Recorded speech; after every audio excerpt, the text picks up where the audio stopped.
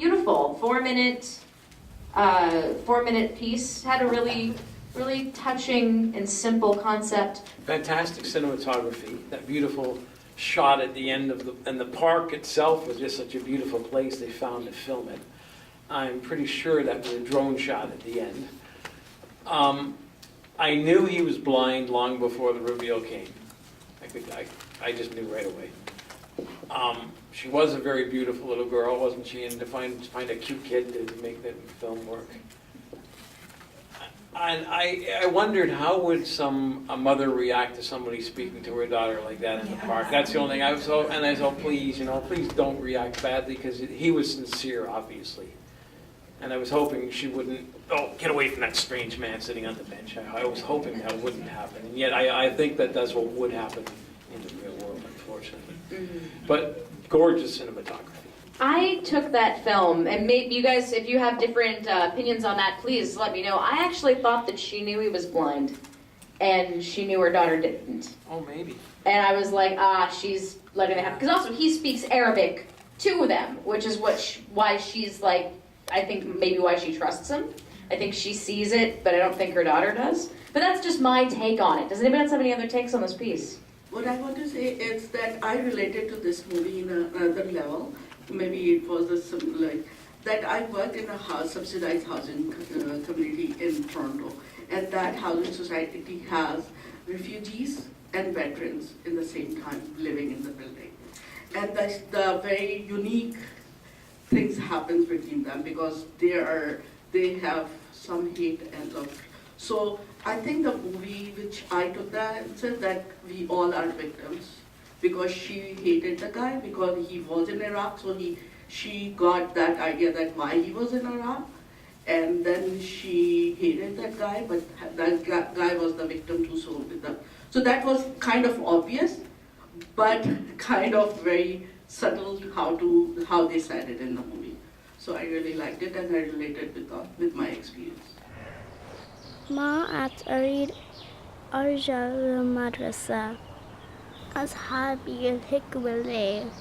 I found the sort of three pieces of the cinematography quite interesting. The sort of classroom that kind of had that IKEA quality about it, and then the mother walking down the hallway, which was a very, shaking kind of camera, very dark, to the beauty that you saw at the end of the park scene.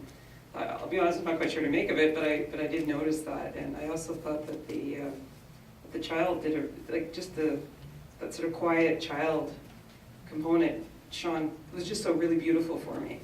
How that child sort of just, without really saying much or moving much, there was a lot of beauty that came across in her. Films like this I always am really excited for, and then I'm sort of stuck between half disappointed, half okay, there's an interesting message from this. In terms of kind words are really important, and I think speaking to other people with kindness is important, but at the same time it was kind of frustrating to see that this little girl couldn't find it in herself to feel confident and beautiful. She had to rely on someone else's sort of point. I think that was the part that kind of frustrated me a little bit. I understand the gentleman was being well-intentioned with his words.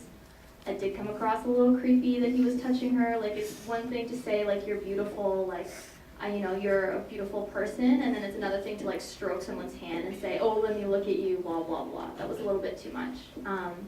And then that struggle as a mother trying to teach your daughter how to love herself, but also trying to find things to boost her confidence as well. So I think that kind of left you sort of teetering on okay, that was a nice sentiment, but I think it kind of fell a little bit short.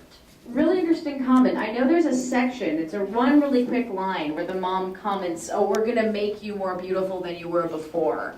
And that's when the guy stops and says, you're beautiful just the way you are, and I don't need to see you to know that. But it's a very interesting point. Yeah, I was actually just going to comment on that too. I thought it was kind of a harmful message from the mom a little bit, being you'll be more beautiful than ever. I feel maybe the man was attempting to give some reassurance that she wasn't getting from her maternal figure. I was also kind of confused by the quote at the end. I didn't really understand how it tied in. I didn't know how to interpret it, but I agree with everyone. The cinematography was beautiful, but I also agree there was a bit of a little creepy quality to it. So, yeah. For sure, of course. And I think it's up for interpretation. Everyone's interpretation of the film is totally valid. I have a feeling that the message at the end was that, whoever is causing the war is the lying people, and whoever is dying is obviously the victims. But that's just one interpretation of it. I just wanted to comment on so the creepiness that keeps getting brought up is that I think culturally we've become a little, I don't want to say oversensitized, but we have a different interpretation of touch. In different parts of the world, they kiss twice or 3 times on the cheek when you meet someone, even when you don't know who they are, or a hug, or there's different senses of touch, and what may seem creepy to someone could be endearing to another.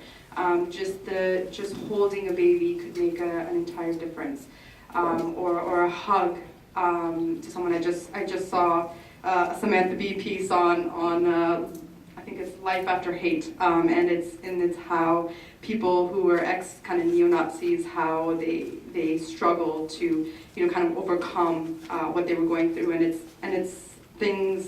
Sorry, now I'm going off on a tangent, but just how the touch it may seem creepy, but just a hold of someone's hand, how it could be an endearing or how it could be a calming factor. I think that's what it might have been. The girl seemed to be kind of freaking out. Not freaking out, but kind of worried, and her mom was trying to calm her down, and maybe it was a calm down factor.